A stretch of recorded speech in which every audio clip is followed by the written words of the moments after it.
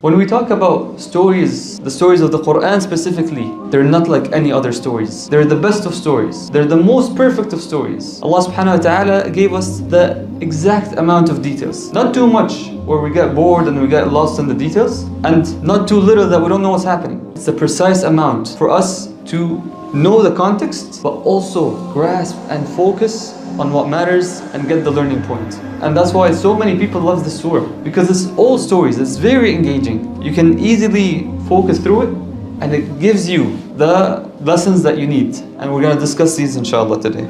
Now, before we get into the stories, the whole surah is about testing. Allah subhanahu wa ta'ala says, لِيَبْلُوَكُمْ أَيُّكُمْ أَحْسَنُ عَمَلًا. Part of this life, this dunya, this creation is for us to be tested, to see who's gonna do well and who's not gonna do well. Who's gonna pass the tests and answer the correct answers, and who's gonna fail in these tests. Why? Because there's a punishment and there's a reward in the hereafter. And this life is not where we invest and we grow. No, it's all about how we face the tests in order to invest in our hereafter. And how is this correlated to, the first 10 verses? How is it correlated to Al-Masih al-Dajjal? How does memorizing these provide us protection from Al-Masih al-Dajjal? Again, the Dajjal will test us with these 4 main trials that we've mentioned. For example, he will show up to someone who's rich or who's poor, and then tempt him and lure him with wealth. And if the person's belief is not strong, he may fall. Same thing if someone has a strong belief or someone is a believer, he's gonna show him,